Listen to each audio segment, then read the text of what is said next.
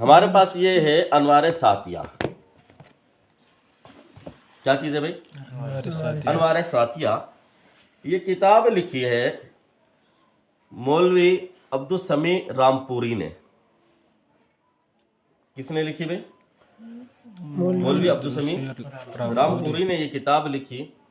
اور اس کتاب کو پر تقریض احمد رضا خان نے بھی کی ہوئی ہے. مولوی عبدالسمیع رامپوری نے یہ کتاب لکھی اور کتاب لکھنے کے بعد جو ہے اس کو مختلف اپنے اس وقت کے جو علماء تھے ان کے سامنے پیش کیا. اور پیش کرنے کے بعد جو ہے ان کو کہا کہ بھئی یہ دیکھو میں نے کتاب لکھی ہے, اب اس کا وہ کیا کر دو بھئی, اس کو پر تقریضیں لکھ دو.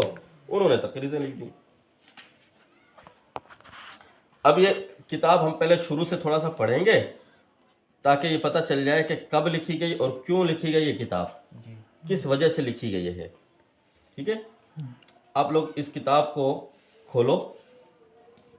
یہ کتاب یہ دیکھو براہین قاطیہ ہے نا, یہ براہین قاطیہ ہے اور ساتھ میں انوار ساتیہ بھی ہے. انوار ساتیہ بھی ہے اور براہین قاطیہ بھی ہے. اس نے مولوی عبدالسمیع نے یہ والی کتاب لکھی تھی سب سے پہلے, انوار ساتیہ. ٹھیک ہے, یہ صرف انوار ساتیہ ہے. اب یہ کیا ہے, انوار ساتیہ بھی ہے اور براہین قاطیہ بھی ہے. ہم یہاں سے پڑھیں گے. انوار ساتیہ لکھی کس نے؟ عبدالسمیع رامپوری نے. کب لکھی, کیوں لکھی, کیسے لکھی, وہ آگے وجہ ساری اس کے اندر آ رہی ہے, ہم یہیں سے پڑھ لیں گے. اچھا, اس کے بعد لکھی مولانا یہ 1200, چلو بتا دیتا ہوں, یہ 1303 کے اندر لکھی تھی. انوار ساتیہ کب لکھی ہے بھائی؟ 1303 کے اندر. 3 کے اندر یا 4 کے اندر آ رہی ہے بات, 3 کے اندر یا 4 کے اندر یہ لکھی. جیسے یہ کتاب آئی تو اس کے بعد مولانا خلیل احمد سہارنپوری رحمۃ اللہ علیہ نے کتاب لکھ دی براہین قاطیہ. ٹھیک ہے, اور وہ 1305 کے اندر آ گئی. 1305, ایک سال کے بعد دوسری کتاب آ گئی. پتہ چلا جب یہ آئی تو وہ بھی آ گئی براہین. مولانا خلیل احمد سہارنپوری رحمۃ اللہ علیہ نے یہ کام کیا, یہ اوپر جو لکھی ہوئی ہے نا بسم اللہ الرحمن الرحیم, ہزار ہزار شکر تیرا اے منعم حقیقی, یہ ہے انوار ساتیہ. یہ کیا ہے بھی؟ انوار ساتیہ. بیچ میں لکیر دے دی, نیچے ہے بسم اللہ الرحمن الرحیم خطبہ کتاب وجہ علی و ضرورت. یہ نیچے اب لکھا ہے براہین قاطیہ. صحیح ہے. اب اوپر کسی عبارت, کسی بات کے اندر ان کو جواب دینا ہوگا, کسی بات کا رد کرنا ہوگا, نیچے یہ لکھیں گے قولہ, اس والی کی عبارت لکھیں گے کہ بھئی اوپر کی جو یہ والی عبارت ہے نا اس کا جواب میں یہاں لکھ رہا ہوں. ٹھیک ہے, یہ انوار ساتیہ, نیچے براہین قاطیہ, انوار ساتیہ, نیچے براہین قاطیہ. یہ ترتیب کی ہے اور بہت ہی اعلیٰ اور بہترین ترتیب ہے. کسی بھی کتاب کا رد لکھنے کے لیے بہت پیارا انداز ہے. اس کتاب کو بیانی ہی اسی طریقے سے نقل بھی کرو اور نیچے اس کا جواب دو. دیکھیں یہ ہوتا ہے دیانت کا تقاضا کہ آپ نے الفاظ اس کے آگے پیچھے, پوری کتاب آ رہی ہے, پوری کتاب آ رہی ہے. کوئی یہ نہیں کہہ سکتا ہماری بات آدھی کی تھی آگے پیچھے کر دیا. احمد رضا خان کی تو عادت تھی, اس کے متبعین کی بھی یہی عادت ہے, وہ لوگ آگے پیچھے کر دیتے ہیں, ایک عبارت کہاں کی اٹھاتے ہیں, دوسری عبارت کہاں کی اٹھاتے ہیں, آگے پیچھے کر کے کچھ اور پیش کر دیتے ہیں. لیکن مولانا خلیل احمد سہارنپوری رحمۃ اللہ علیہ نے اس طرح کام نہیں کیا, بلکہ اس کی پوری کتاب بھی لکھی اور نیچے ساتھ میں جواب بھی لکھائے گا. اعتراضات والی عبارت تو نہیں ہے, صرف پوری کتاب ہے. پوری کتاب ہی ہے, پوری کتاب ہے. انوار ساتیہ یہ پوری کتاب ہے. وہی بڑا لگتا ہے. میں بتاؤں گا آپ کو, یہ پوری کتاب ہے انوار ساتیہ, اور نیچے کیا ہے, براہین قاطیہ ہے. اب اصل جو کتاب جب پہلی دفعہ چھپی تھی وہ یہ والی تھی, براہین قاطیہ, یہ والی اصل ہے. ٹھیک ہے, آج کل جو آ رہی ہیں وہ کمپیوٹر کی کمپوزنگ کے ساتھ آ رہی ہے, اس وجہ سے آپ کو تھوڑی سی موٹی بھی نظر آتی ہے کہ یہ بہت موٹی ہو گئی. اصل جو تھی نا وہ یہ تھی. یہ ٹوٹل کتنے صفحات میں تقریباً جا کے بن جاتی ہیں, اتنے زیادہ نہیں بنتے یہ, تو یہ بس اتنے سے یہ ہے. یہ دیکھو یہ بہت باریک لکھائی ہے, ہاتھ کی لکھائی ہے ساری. تو یہ والی ہے اصل کتاب, اور بعد میں پھر یہ اب کمپیوٹر سے یہ چھپ کے آئی ہوئی ہے, کمپیوٹر سے پھر یہ ابھی ایک اور یہ والی چھپ کے آئی ہوئی ہے, یہ آپ کے پاس ہے. تو اصل کتاب یہ ہے. تو اوپر انوار ساتیہ ہے، نیچے کیا چیز ہے بھائی؟ براہین قاطیہ ہے۔ اب پہلے ہم انوار ساتیہ پڑھیں گے، پھر نیچے قولہ کے ذریعے سے اس کا رد بھی پڑھیں گے۔ اصل وہاں تک پڑھیں گے جہاں ہماری بات جا کر جہاں اعتراض ہوگا۔ پوری کتاب پڑھنا مقصود نہیں ہے ہمارا، وہ آپ لوگ خود پڑھ لینا، شوق ذوق ہو تو پڑھ لینا، ٹھیک ہے؟ چلیں ہم شروع کر رہے ہیں۔ آپ لوگ نہیں چاہیے، آپ لوگوں نے وہ کرنا ہے۔ جی بھائی، بسم اللہ الرحمن الرحیم۔ ہزار ہزار شکر تیرا اے منعم حقیقی کہ تو نے ایسا حبیب مقبول عالم صلی اللہ علیہ وسلم بھیجا جس کا وجود باوجود مومنین کے لیے موجب نور ایمان اور باعث آرام جان ہے۔ لقد جاءکم رسول من انفسکم عزیز علیہ ما عنتم حریص علیکم بالمؤمنین رؤوف الرحیم۔ پھر لاکھوں کروڑوں درود اس امام رسل ہادی سبل کی روح پرفتوح پر جس کے فیض تعلیم و ہدایت سے ہر زندہ دل اپنے بتانا میرے کو عبارت اپنے مردگانی غمناک کی ارواح کو فاتحہ درود سے راحت رسا ہے۔ آپ لوگ پڑھتے جاؤ، میرے کو صاف نظر نہیں آ رہا اور تھوڑی سی یہ روشنی بھی کم ہے، اس کو کھول ڈالیں۔ ٹھیک ہے بھائی، اب خطبے کے بعد کہتا ہے اما بعد۔ جی، اہل اسلام کو اپنی اس حالت نازک پر رونا چاہیے کہ اسلام ایک گلے پر مردہ کی طرح بس مردہ کی طرح موسموم اختلافات بیجا اختلاف۔ ہاں، اب یہ کہہ رہا ہے کہ ہے افسوس اب یہ زمانہ ایسا زمانہ آ چکا ہے کہ نہ اب کوئی جو ہے زبانیں سچی رہی ہیں لوگوں کی، نہ کوئی یہ رہا ہے، کوئی فتنے عجیب عجیب قسم کے فتنے دنیا کے اندر پھیل چکے ہیں۔ جی آگے کیا بولتا ہے؟ کوئی یہ کہہ رہا ہے کیا کہہ رہا ہے؟ جناب بار اعظم اسمہ جس کی شان عالی یہ ہے، من اصدق من اللہ حدیثا، اللہ تعالیٰ سے زیادہ سچا کون ہے؟ اس کو امکان کذب کا دبہ لگاتا ہے۔ کوئی یہ کہہ رہا ہے کہ معاذ اللہ نبی اللہ تعالیٰ کے بارے میں کوئی اس کو کہتا ہے امکان کذب کا دھبا، اس کو پر عیب لگا رہا ہے کہ اس سے کذب ممکن ہے۔ اور کوئی اور حضرت فخر موجودات، ہاں، اور حضرت فخر موجودات سرور کائنات جس نے خود اپنی زبان مبارک سے ارشاد فرمایا ہے کہ ایکم مثلی، یعنی کون ہے تم میں میرے مانند؟ جی، لست کاحدکم، یعنی ایک تم میں میری طرح نہیں، اور وہ تو وہی ہے، اور ان کی بیویوں کی ان کی بیویوں کی بھی شان آپ دیکھو کتنی ہے۔ یہ شان عالی ہے کہ خود اللہ تعالیٰ نے فرمایا یا نساء النبی لستن کاحد من النساء، اے نبی کی بیویوں تم عام عورتی نہیں، عورتی تو نہیں سے کسی عورت کی طرح نہیں ہو۔ پھر اس زمانے میں ادنا سا آدمی کہ وہ کہہ رہا ہے رسول اللہ صلی اللہ علیہ وسلم میرے بھائی ہے۔ ہاں، اب دیکھو حضور علیہ السلام نے خود اپنی زبان مبارک سے کہا لستو ایکم مثلی، تم میں سے کون میری طرح ہو سکتا ہے؟ لستو کاحدکم، تم میں سے کوئی بھی میری طرح۔ یہ تو حضور کی بیویوں کے بارے میں اللہ تعالیٰ نے کہا کہ تم عام عورتوں کی طرح نہیں ہو، تو حضور کی شان تو اتنی بلند۔ اب کوئی زمانہ ایسا آ گیا ہے کہ لوگ بولتے ہیں کہ حضور تو ہمارے جیسے، کیا کہہ دیا؟ حضور ہمارا پھر اس زمانے میں ایک ادنا سا آدمی کہ وہ کہہ رہا ہے کہ رسول اللہ صلی اللہ علیہ وسلم میرا بھائی ہے، میرے بھائی ہیں۔ واضح ہو کہ بھائی جس قدر ہوتے ہیں سب اپنے باپ کے کل ترکہ میں برابر کے شریک ہوتے ہیں۔ اس لفظ میں ایہام دعویٰ برابری حضرت فخر الانبیاء صلی اللہ علیہ وسلم کے ساتھ معاذ اللہ منہا۔ اب کس اختلاف کو بیان کیجئے؟ ایک کہتا ہے کہ وتر کی 1 رکعت پڑھو، 3 رکعت ضرور نہیں، اور وتر 20 پڑھنی بدعت ہے، 8 سنت ہے۔ اسی طرح وہ محفل میلاد جس کو عالم عامل محدث، بس ابھی یہ ہے ہاں یہیں تک ہم چھوڑ دیتے ہیں ابھی، پھر پہلے اس کی ہم نیچے دیکھتے ہیں، پھر بعد میں آگے ہم تو 2 باتیں اس نے کہہ دیں۔ یہ زمانہ ایسا 3 باتیں کہہ دیں، یہ زمانہ ایسا آ چکا ہے کہ کوئی اللہ تعالیٰ کے لیے امکان قبض کو مان رہا ہے۔ یہ زمانہ ایسا آ چکا ہے کوئی کہہ رہا ہے کہ حضور ہمارے بھائی ہیں، ٹھیک ہے۔ یہ زمانہ ایسا آ چکا ہے کوئی کہہ رہا ہے کہ وتر کی 1 رکعت پڑھو، 3 رکعت وتر نہیں ہے۔ یہ 3 اس نے باتیں کہہ دیں ابھی، اور تراویح کے بارے میں چلو، اور तरावी 20 पढ़नी बिदत है, 8 सुन्नत है। ठीक है भाई, ये 4 बातें भी हमने यहाँ पर इसके बारे में हमने वो किया है। अब नीचे पहले हम बराहिन कातिया पढ़ लेते हैं, यहाँ तक की इबारत को हल करते हैं जी। बिस्मिल्लाहिर्रहमानिर्रहीम। खुतबा किताब वजी तारीफ व ज़रूरत तारीफ। अल्हम्दुलिल्लाहि नहमदुहु व नस्तईनुहु व नस्तगफिरुहु व नु'मिनु बिही व नतवक्कलु अलैहि। खलील अहमद एम्बेटवी अफ़ल्लाहु तआला अन्हु बखिदमत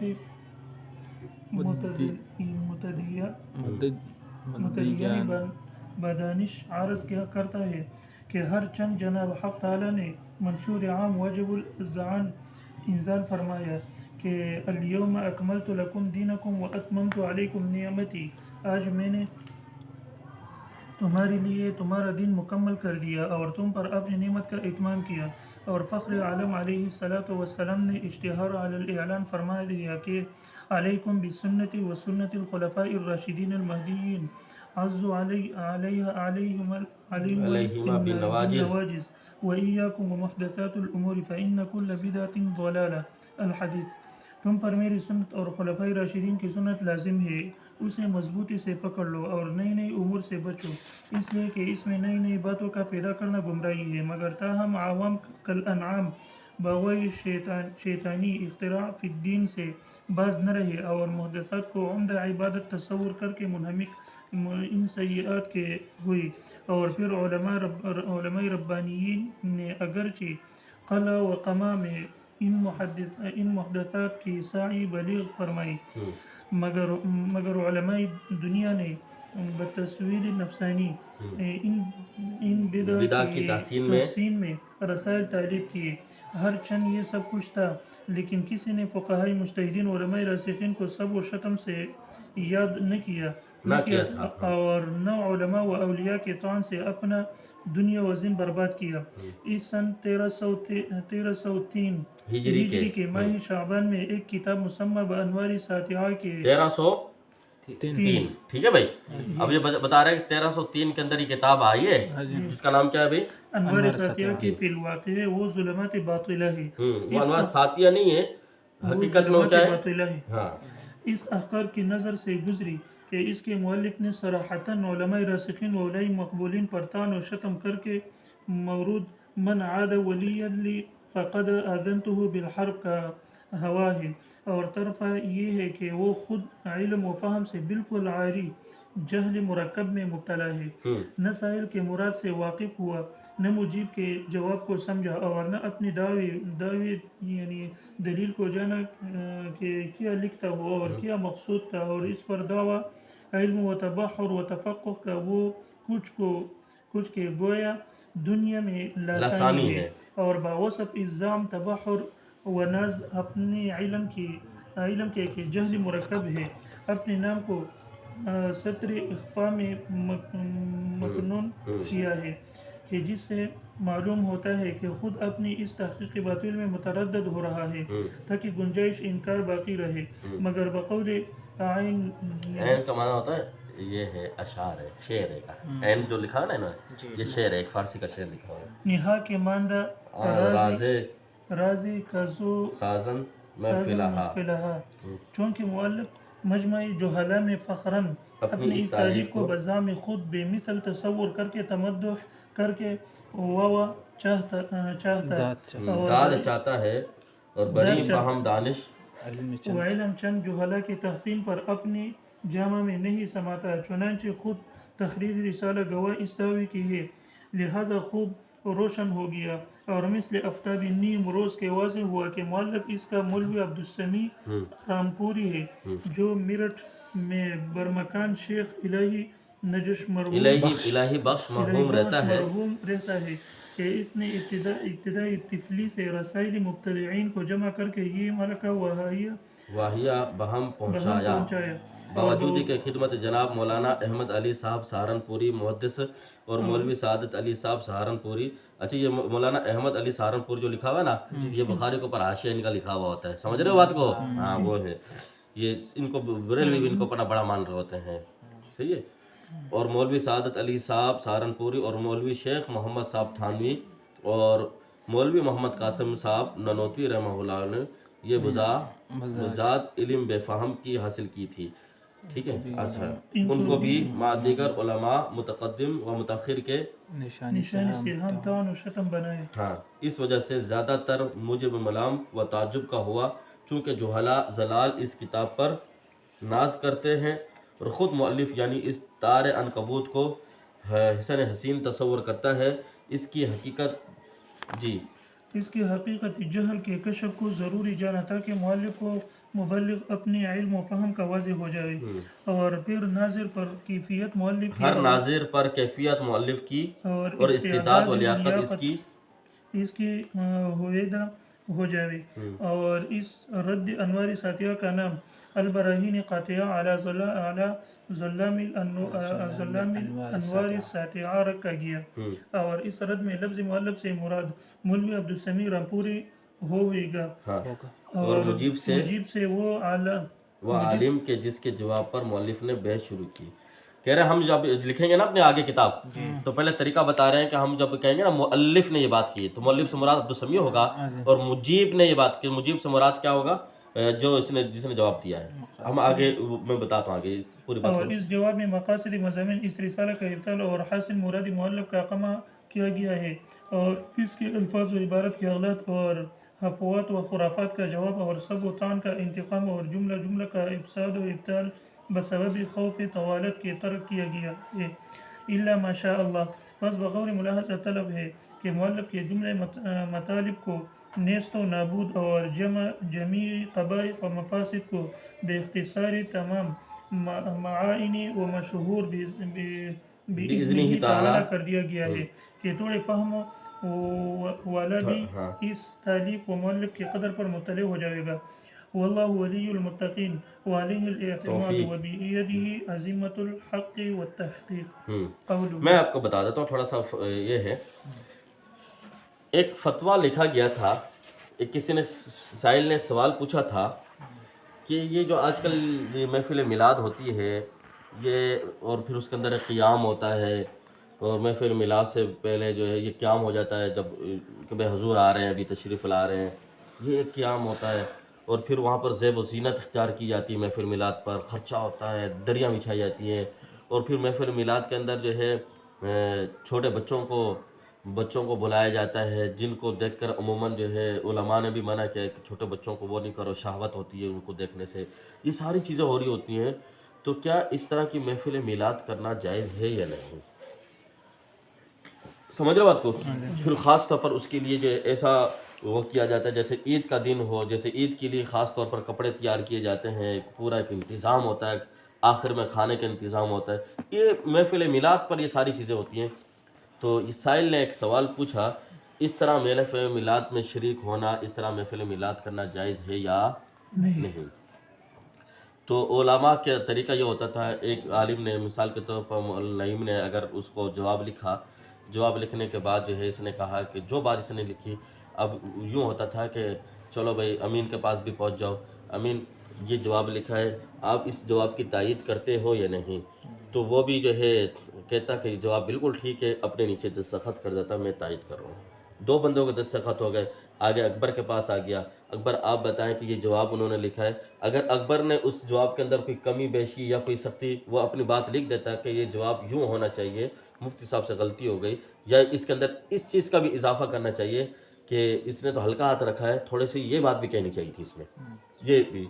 اور اس طریقے سے مختلف علماء کے اس پہ دستخط ہوتے تھے. یہ فتویٰ انکاری اس زمانے میں چھپا. فتویٰ انکاری کا مطلب محفل میلاد کا انکار. ٹھیک ہے بھائی اس نام سے ایک فتویٰ تھا اس کے اندر یہ بات تھی. اب جب یہ دستخط ہوتے مولانا رشید احمد گنگوئی کے پاس بھی آ گیا فتویٰ. مولانا رشید احمد گنگوئی رحمۃ اللہ علیہ نے بھی اس فتوے کو پڑھا کہا کہ جواب بالکل صحیح ہے کہا نیچے سائن کر دیا. جب یہ سائن ہو گئے سب کچھ ہو گیا لوگوں میں مشہور ہو گیا تو اس نے عبدالسمیع رامپوری نے دیکھا. عبدالسمیع رامپوری نے کہا کہ یار یہ تو محفل میلاد کا انکار ہو رہا ہماری روزی روٹی تو ساری یہی ہے ہم کون سا جو ہے لوگوں کو پڑھاتے ہیں درس و تدریس کا کام کرتے ہیں. مولانا قاسم نانوتوی رحمۃ اللہ علیہ وہ دارالعلوم دیوبند کے اندر استاد ہیں. ٹھیک ہے، اسی کے اندر ان کا وہ ہو گیا، اور مکتب ان کا ایک مکتبہ بھی تھا مولانا قاسم نوتوی، اس پہ مکتبے پہ جاتے تھے، وہ لکھتے تھے، کتابیں بھی لکھتے تھے، کچھ معاوضہ وہاں سے مل جاتا تھا۔ مولانا خلیل احمد سہارنپوری رحمۃ اللہ علیہ وقت کے بہت بڑے محدث ہیں، دارالعلوم دیوبند کے اندر پڑھا بھی رہے ہیں، دارالعلوم دیوبند کے اندر درس و تدریس بھی چل رہی ہے، مولانا رشید احمد گنگوہی کا کام بھی یہی چل رہے گا۔ ہمارے اکابرین تو سارے درس و تدریس کے اندر مشغول ہیں۔ اب یہ دوسری طرف مولوی عبدالسمیع رامپوری، یہ بھی کوئی پڑھاتا تھا؟ نہیں، پڑھاتا نہیں تھا۔ کیا کرتے تھے؟ تو محفل میلاد کرنی ہے، کھانا ہے، پینا ہے، پیٹ بھرنا ہے، اور جو ہے ڈکار مار کے چلے جانا، بس یہی ہے، نذرانہ لیا، ختم۔ اب اس نے ایک کتاب لکھی 1303 کے اندر، اس وہ فتویٰ جو انکاری تھے نا، وہ فتویٰ انکاری اس نے لکھا ہے یہاں پر۔ یہ آگے جو بات آئے گی نا، ہم نے ابھی روک دی، ہم نے کہا اس کو بعد میں پڑھتے ہیں، تو اس نے آگے وہ فتویٰ انکاری لکھ رہا ہے کہ یہ زمانہ ایسا آ گیا ہے کہ لوگ، پہلے تو اس نے کہا نا یہ زمانہ ایسا آ گیا ہے کہ کچھ لوگ کہہ رہے ہیں کہ اللہ تعالیٰ جھوٹ بولتا ہے، یہ زمانہ ایسا آ گیا ہے کوئی کہہ رہا ہے کہ حضور ہمارے جیسے بھائی ہیں، یہ زمانہ ایسا آ گیا ہے کہ جس میں لوگ کہہ رہے ہیں کہ وطر 3 نہیں 1 پڑھنی چاہیے، کوئی کہہ رہا ہے کہ 20 رکعت نہیں ہے 8 رکعت ہونی چاہیے، یہ زمانہ ایسا آ گیا ہے کہ جو محفل میلاد کا انکار کر رہے ہیں۔ سمجھ گیا بات کو؟ یہ ایک تمہید اس نے بیان کیا، آگے وہ یہ محفل میلاد کا انکار کر رہے ہیں، محفل میلاد میں تو یہ ہوتا ہے، یہ ہوتا ہے، اب اس کی یہ اچھائی بیان کرتا کرتا اس طریقے سے اس فتوے کا انکار کرے گا کہ جن مفتیوں نے یہ کام کیا ہے نا، مفتی کو یہ بھی پتہ نہیں تھا، مفتی کو یہ بھی پتہ نہیں تھا، مفتی کو یہ بھی پتہ نہیں تھا، اس طریقے سے اس نے رد کرنا شروع کیا ان مفتیوں کے بارے میں، اس نے جنہوں نے سائن کیے تھے۔ جبکہ فلاں خلیل احمد سہارنپوری رحمۃ اللہ علیہ وہ آئے، مولانا رشید احمد گنگوہی کے خاص مرید تھے، شاگرد بھی تھے حضرت سے، ٹھیک ہے، استفادہ حاصل کیا تھا، تو وہاں آئے، پتہ چلا کہ شعبان کے اندر یہ کتاب ہاتھ میں آ گئی کہ یہ ایک کتاب لکھی ہے عبدالسمیع رامپوری نے، اور اس کے اوپر بھی اس نے علماء کے دستخط کرائے ہوئے ہیں، اور احمد رضا خان نے بھی دستخط کیے ہوئے اس کے اوپر۔ واہ بھائی واہ، احمد رضا خان نے بھی اس پہ کیا کہا کہ ایسی کتاب، واہ یہ وہ، کیونکہ جو بھی اس خرافات کو مانے گا تو وہ تو دستخط کرے گا اس چیز پہ۔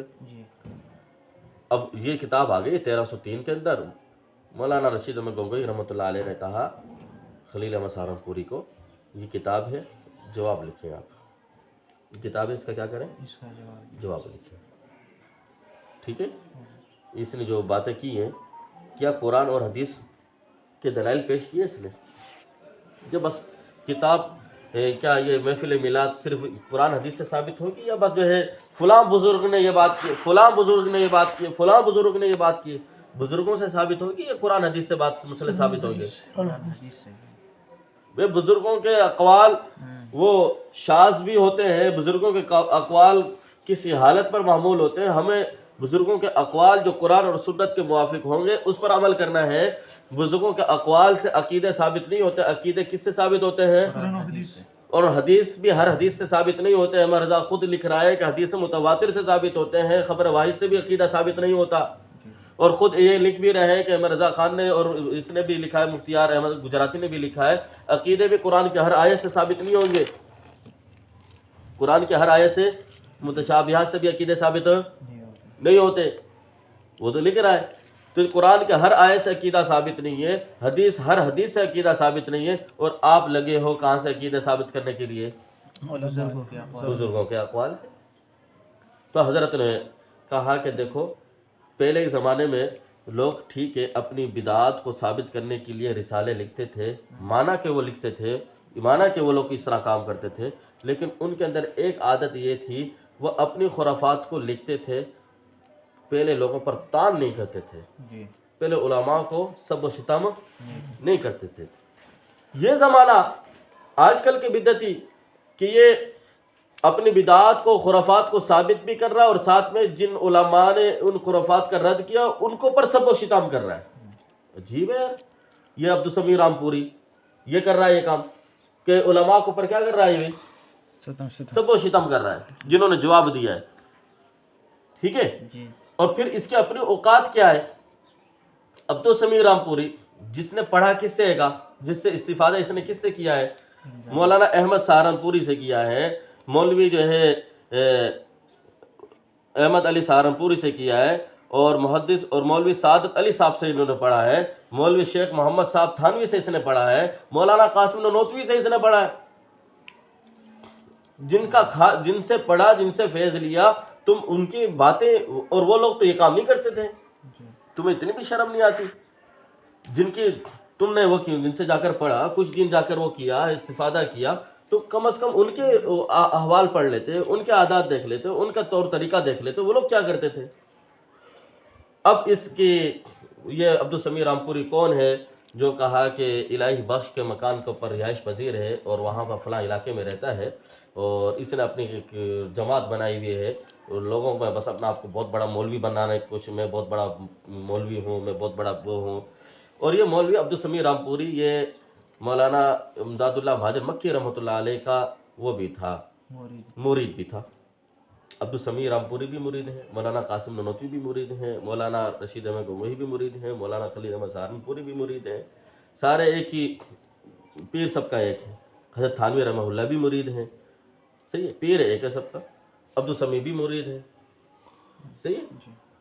اور آپ کے وہ گولڑا شریف والے جانتے ہو،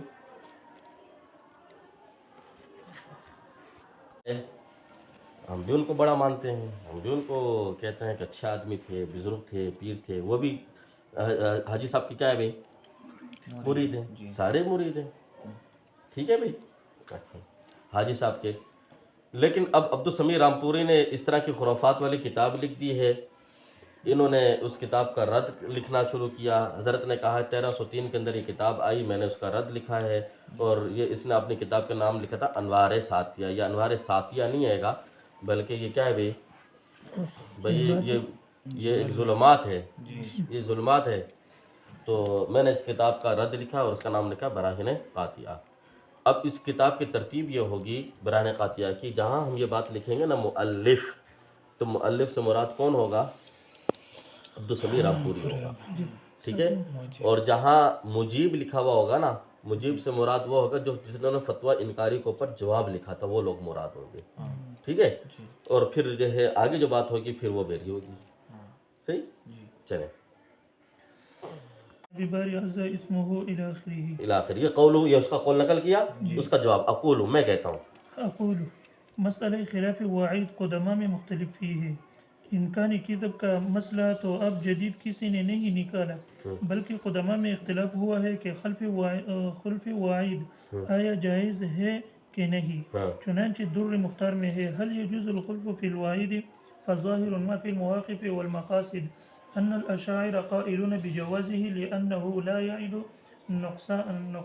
نقصا بل جودا وکرما۔ عقیدہ ٹھہرایا، اس پر مؤلف کو افسوس اور عبرت نہ ہوئی، بس یہ ماجرا لائق دید ہے کہ تمام امت کے خلاف حق تعالیٰ کے عجز پر عقیدہ ٹھہرانا تو مؤلف کی پیشوایان کا دین ہے، اور مؤلف اس پر افسوس نہیں کرتا، اور امکان کذب کو خلف وعید کی فرع ہے، اور امکان کذب جو کہ امکان کذب خلف وعید کی فرع ہے، جو قدماء میں مختلف ہی ہو چکا ہے، اس پر تعین کرتا ہے۔ اس سے حال علم اور فہم مؤلف کا ہر شخص امتحان کر کے دیکھے فقط۔ بس دیکھیں حضرت نے کتنا پیارا جواب دیا۔ حضرت کہتے ہیں کہ یہ جو کہہ رہا ہے کہ کوئی امکان کذب کو، بھائی یہ امکان کذب جو ہے یہ مسئلہ تو کوئی جدید مسئلہ تھوڑی ہے گا، یہ تو مسئلہ تو قدیم مسئلہ ہے گا، مؤلف سے پہلے کا لوگوں کا۔ اور یہ در مختار کے اندر تو لکھا ہے کہ اس میں اختلاف ہے، خلف وعید جائز ہے یا نہیں۔ اشاعرہ کا مذہب یہ ہے کہ یہ کیا ہے، جائز ہے، وہ اس کو اللہ کا کرم اور فضل سمجھتے ہیں، اللہ کا کرم ہے یہ کہ اللہ جہنمیوں سے جہنم کو نکال کر جنت میں ڈال دے، یہ تو اللہ کا کرم ہے، یہ تو اللہ کے لیے کیا چیز ہے بھائی۔ اور پھر یہ کہنا کہ اللہ اپنے مخلوق کے دوبارہ مثل پیدا کرنے پر قادر نہیں ہے، یہ اللہ کے لیے عجز ثابت کر رہے ہو، یہ کہاں کی عقل مندی ہے۔ تو جس مسئلے کے اندر علماء کا، متقدمین کا اختلاف چلا آ رہا تھا، اب اس کا یہ کہنا ہے کہ اس زمانے میں یہ شروع ہو گئے، تو اس سے پتہ چلا کہ مؤلف کے پاس اتنا علم بھی نہیں ہے کہ اس کو یہ بات پتہ نہیں ہے کہ یہ مسئلہ اب کا نہیں ہے، یہ مسئلہ تو بہت پہلے سے چلا آ رہا ہے، صحیح ہے بھائی۔ ہاں، جو اس نے کہا کہ آج کے زمانے میں کچھ لوگ ایسا جو امکان کذب لگا رہے ہیں۔ دوسرا اس نے کہا کہ خود حضرت صلی اللہ علیہ وسلم نے کہا کہ ایکم مثلی، تم میں سے کون میری طرح ہو سکتا ہے، تو کچھ جو ہے حضور کو یوں کہہ رہے ہیں کہ وہ میرے بھائی ہیں، اس کا جواب قول نبی پاک صلی اللہ علیہ وسلم نے جب یہ الفاظ کہے تھے ایکم مثلی، تو یہ کس بات پر کہے تھے؟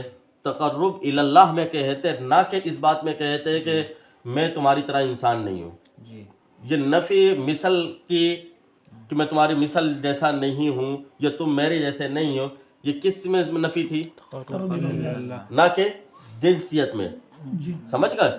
کیونکہ آگے والا جملہ دیکھیں بھائی، نبی پاک صلی اللہ علیہ وسلم کیا کرتے تھے؟ روزہ رکھتے تھے نا، جی ٹھیک ہے، لگاتار روزہ رکھ رہے ہیں۔ صحابہ نے دیکھا حضور روزہ رکھتا، ہم بھی رکھنا شروع کر دیں۔ صحابہ جو ہے نڈھال ہونا شروع ہو گئے، کمزور ہونا شروع ہو گئے۔ آپ وسلم کو پتہ چلا، آپ وسلم نے فرمایا کیا ہوا کہ روزہ رکھتا ہے، آپ نے جیسے روزہ رکھتا ہم نے بھی کیسے ہو؟ آپ وسلم نے فرمایا کہ ایکم مثلی، تم میری طرح کیسے ہو سکتی ہو؟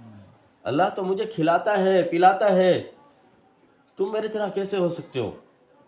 تو یہاں پر آپ وسلم جو کہہ رہے ہیں ایکم مثلی، وہاں تقرب الی اللہ، اللہ کے ساتھ میرا قرب اتنا ہے کہ میں اللہ کا ذکر کرتا ہوں میرا پیٹ بھرنا شروع ہو جاتا ہے، وہ تو مجھے کھلا رہا ہے۔ تو یہاں پر تقرب الی اللہ میں مماثلت کی نفی ہے، نہ کہ جنس ہونے میں۔ تو تمہیں اتنی بات بھی معلوم نہیں ہے، آن لگے ہو کہ تم مجھے رد کرنے کے لیے اس کے۔ اسی طرح آگے جی خود ظاہر لوازم زوجیت کی مقصود ہے، ہاں بس کوئی ادنیٰ مسلم بھی ہاں فخر عالم علیہ السلام کی تقرب و شرف کمالات میں کسی کو مماثل آپ صلی اللہ علیہ وسلم کا نہیں جانتا۔ ہاں ترجمہ: مجھے پسند ہے کہ میں اپنی بھائیوں کو دیکھو، بس اخوت بوجہ اولاد آدم ہونے کے کہا، اور یہی وجہ قائل کی ہے، موافق قرآن و حدیث کے ہے، اس پر تعان کرنا قرآن و حدیث پر تعان ہے۔ بھائی اچھا، یہ وددت انی قد رأیت اخوانی حدیث کا ہے مفہوم ذہن میں۔ حضور علیہ السلام ہے کہ جو ہے غزوے میں جا رہے ہیں، وہاں پر جو ہے غالباً غزوہ خندق یا کون سا تھا غزوہ، تو اس میں صحابہ سے پوچھا کہ پانی کہاں، پانی نہیں ہے۔ صحابہ نے کہا تو آپ صلی اللہ علیہ وسلم نے آپ کے ہاتھ سے جو ہے وہ پانی نکلا ہے، ٹھیک ہے، یہ معجزہ ہے۔ تو آپ صلی اللہ علیہ وسلم نے وہاں پر ایک بات کہی، کیا ایک بات کہی کہ تم میں سے افضل کو تم کس کو افضل سمجھتے ہو، کس کا ایمان افضل ہے گا؟ صحابہ نے کہا یا رسول اللہ ہمارا ہے۔ تو آپ صلی اللہ علیہ وسلم نے فرمایا کہ وہ ٹھیک ہے، افضلیت ہے، صحابہ افضل ہیں۔ آپ صلی اللہ علیہ وسلم نے فرمایا کہ نہیں، پہلے کہا صحابہ نے کہا سب سے افضل ایمان فرشتوں کا ہے۔ نبی پاک صلی اللہ علیہ وسلم نے فرمایا کہ ان کا ایمان افضل کیسے ہو سکتا ہے؟ وہ تو اللہ کی تجلیات کو دیکھ رہے ہیں، سب کچھ دیکھ رہے ہیں، تو اگر وہ بھی ایمان نہیں لے کر آئیں گے تو پھر کون لائے گا؟ اچھا، پھر صحابہ نے کہا یا رسول اللہ پھر ہمارا ہے۔ آپ صلی اللہ علیہ وسلم نے فرمایا کہ تم بھی معجزات کو دیکھ رہے ہو، ابھی ہاتھوں سے پانی نکل رہا ہے، معجزہ دیکھا ہے نا، شق کمر تم نے معجزہ دیکھا ہے، تم نے یہ معجزہ دیکھا، وہ معجزہ دیکھا، اگر ایمان لے کر آئے گا تو کون سی بڑی بات ہے، تم نے تو معجزات دیکھے ہیں۔ پھر آپ صلی اللہ علیہ وسلم نے فرمایا کہ بعد میں آنے والے لوگ جو ہے نا، وہ ان کا ایمان بڑا مضبوط ہوگا، یوں کہا آپ صلی اللہ علیہ وسلم، وہ بڑے، یہ ایک جزئی فضیلت ہے، یہ کلی نہیں ہے گا، ذہن میں رکھنا۔ یہ ویسے ہم یہ کہتے ہیں صحابہ کے مثل کوئی نہیں ہو سکتا، صحابہ افضل کائنات ہے انبیاء کے بعد، ٹھیک ہے۔ اب یہ جزئی فضیلت ہے بعد میں آنے والوں کو۔ آپ صلی اللہ علیہ وسلم فرماتے ہیں انہوں نے مجھے دیکھا نہیں ہوگا، میرے معجزات کو نہیں دیکھا ہوگا، ٹھیک ہے، یہ ساری چیزیں نہیں دیکھی، لیکن پھر بھی وہ مجھ سے محبت کریں گے، مجھ پر ایمان لے کر آئیں گے۔ کاش کہ میں ان کو دیکھتا، وہ میرے بھائی ہیں، انتم اصحابی وہم اخوانی، تم میرے صحابہ ہو اور وہ میرے دیکھو حضور نے خود بھائی کہا ہے۔ اب یہ بھائی جو کہا ہے بنی آدم کے طور پر کہا ہے، تب آدم کی اولاد میں سے بھائی ہیں۔ تو اگر کسی نے یہ کہہ دیا کہ حضور ہمارے بھائی ہیں، تو اس میں ایسی کون سی فتوے والی بات تھی یا اس میں ایسے جھگڑنے والی بات تھی؟ تو بنی آدم کے طور پر اس نے کہا۔ جی ایک یہ چیز یہ کی ہے کہ چونکہ عبدالسمیع رامپوری نے فتویٰ دینے والوں کے بارے میں کہا تھا کہ وہ لوگ کم علم ہیں، ایسے ہیں، تو اس کے اندر فتویٰ دینے والے بڑے بڑے حضرات تھے، مولانا رشید احمد گنگوہی بھی تھے، اور مولانا رشید احمد گنگوہی مولانا خلیل احمد سہارنپوری کے استاد بھی ہیں اور پیر اور مرشد بھی ہیں۔ اب میرے پیر کے بارے میں، میرے مرشد کے بارے میں کوئی برا بھلا کہے، میرے استاد کے بارے میں کہے کہ وہ جاہل ہے، تو مجھے غصہ نہیں آئے گا کیا ہے؟ کیونکہ اپنا آپ کو تو بہت بڑا عالم کہہ رہا ہے، تو اپنا آپ کو بہت بڑا، میرے استاد کو تو جاہل کہتا ہے، تو حضرت اس وجہ سے کم فہم، بے عقل، نہ سمجھ، اس طرح کے الفاظ نقل کرتے ہیں۔ سمجھ رہے بات کو کہ حضرت کے استاد کے بارے میں اس نے اس طرح کی باتیں کی، میرے استاد کے بارے میں، میرے استاد کے، اور یہ تو وہ بھی کہتا ہے کہ رشید احمد کو وہی نہیں سراغ بات کی کہ تو میرے استاد کے بارے میں تو خود کا اپنا علم دیکھ کتنا آئے گا، تجھے اتنی بھی پتہ نہیں ہے کہ یہ بات کہ یہاں پر جو شخص کہہ رہا ہے، اگر جس نے یہ بھی کہہ دیا ہے کہ اگر حضور ہماری طرح بھائی ہیں تو وہ مطلب کہ بنی آدم ہونے کے اعتبار سے کہا ہے، اور اس کا مقصد جو ہے وہ نہیں ہے گا فضیلت میں، ہم تو خود اس کے وہ سمجھتے ہیں کہ جو فضیلت میں آپ وسلم کو اپنی طرح سمجھے، اپنے برابر سمجھے، تو ہم اس کو مسلمان سمجھتے ہی نہیں ہیں۔ دو جواب ہو گئے، ایک تو اس کا کیا تھا اعتراض، امکان کذب کا، حضرت نے جواب دے دیا۔ دوسرا اس نے کہا کہ کوئی نبی پاک صلی اللہ علیہ وسلم کو اپنا بھائی کہہ رہا ہے، اس کا جواب ہو گیا۔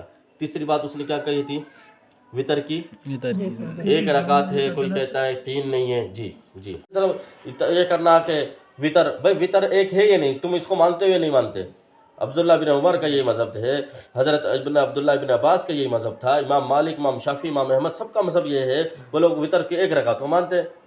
تو آپ اگرچہ ٹھیک ہے حنفی ہو، تو حنفی ہونے کا کیا مطلب ہے کہ اب ان کو پرتان کرو گے، ان کے اوپر برا بھلا کہو گے، صحابہ پر تان کرو گے تم، تو یہ بھی کوئی تان کرنے کی بات تھی؟ تو یہ صرف اپنی جہالت کے سوا اور کچھ نہیں ہے۔ جی 8 سے زیادہ کو بدعت کہہ رہے ہیں کچھ لوگ۔ پہلی بات تو کہ کس امام نے کہا ہے کہ 8 سے زیادہ رکعتیں پڑھنا بدعت ہے؟ بدعت تو کسی نے بھی نہیں کہا۔ ہاں کسی نے کہا ہوگا تو وہ تو پھر ائمہ مجتہدین یا بڑے علماء میں سے نہیں ہے گا۔ بدعت تو کسی نے کہا، یہاں تک کہ علامہ ابن حمام نے 8 رکعت انہوں نے سنت کہا ہے، لیکن اس سے زیادہ کو اس نے مستحب لکھا ہے، تو بدعت تو پھر بھی نہیں کہا۔ تمہارا دعویٰ تھا کہ 8 رکعت سے زیادہ کو لوگ کیا کہہ رہے ہیں؟ بدعت کس نے کہا ہے؟ پہلے بات یہ بات ثابت کرو، بدعت تو کسی نے بھی نہیں کہا۔ جی وہ بس ہمارے ساتھ ہاں، اب وہاں سے